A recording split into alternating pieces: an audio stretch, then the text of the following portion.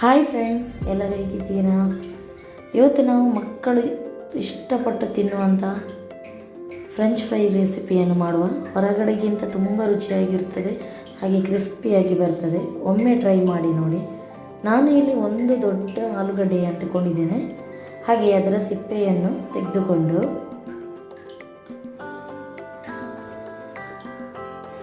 ಆಲೂಗಡ್ಡೆಯ ಈ ಸೈಡನ್ನೆಲ್ಲ ಕಟ್ ಮಾಡಿಕೊಂಡು ನೋಡಿ, ಈ ರೀತಿ ಕಟ್ ಮಾಡಿಕೊಳ್ಬೇಕು.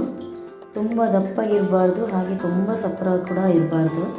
ನೋಡಿ, ಈ ರೀತಿ ಕಟ್ ಮಾಡಿಕೊಳ್ಳಿ. ಕಟ್ ಮಾಡಿದ ಪೀಸನ್ನು ಒಂದು 5 ನಿಮಿಷ ಕೋಲ್ಡ್ ವಾಟರಲ್ಲಿ ಹಾಕಿಡಬೇಕು. ನೋಡಿ, ಇಲ್ಲಿ ಕೋಲ್ಡ್ ವಾಟರಲ್ಲಿ ಒಂದು 5 ನಿಮಿಷ ಹಾಕಿಡಿ.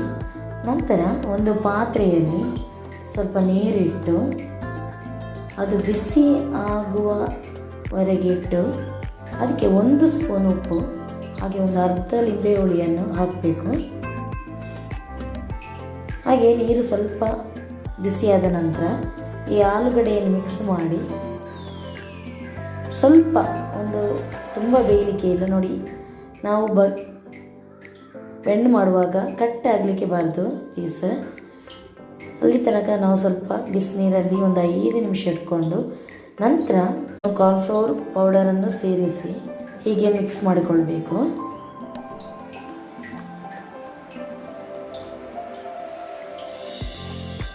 ಇಲ್ಲಿ ಎಣ್ಣೆ ಕಾದಿದೆ. ಕಾದ ಎಣ್ಣೆಗೆ ಬಿಡಿ ಬಿಡಿಯಾಗಿ ಪೊಟೊಟೊ ಪೀಸನ್ನು ಹೀಗೆ ಎಣ್ಣೆಯಲ್ಲಿ ಬಿಡಬೇಕು.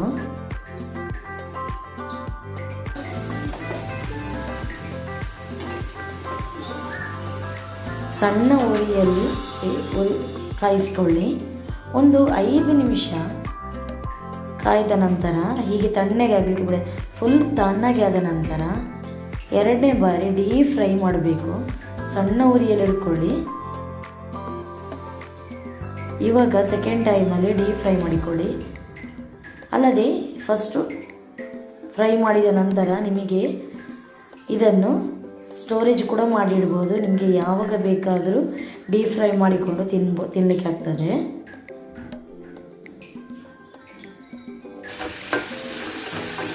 ನೋಡಿ, ಗೋಲ್ಡನ್ ಬ್ರೌನ್ ಆಗೋ ಕಲರ್ ಬರೋ ತನಕ ಇದನ್ನು ಸ್ವಲ್ಪ ಸಣ್ಣ ಉರಿಯಲ್ಲಿ ಕಾಯಿಸಿ. ನೋಡಿ, ಕ್ರಿಸ್ಪಿಯಾಗಿ ಬರ್ತದೆ. ಹಾಗೆ ನಿಮಗೆ ಈ ವಿಡಿಯೋ ಇಷ್ಟ ಆಗಿದ್ದರೆ ಲೈಕ್ ಮಾಡಿ, ಶೇರ್ ಮಾಡಿ, ಸಬ್ಸ್ಕ್ರೈಬ್ ಮಾಡಿ. ಪ್ಲೀಸ್ ಸಪೋರ್ಟ್ ಮಾಡಿ. ಹೀಗೆ ಥ್ಯಾಂಕ್ ಯು.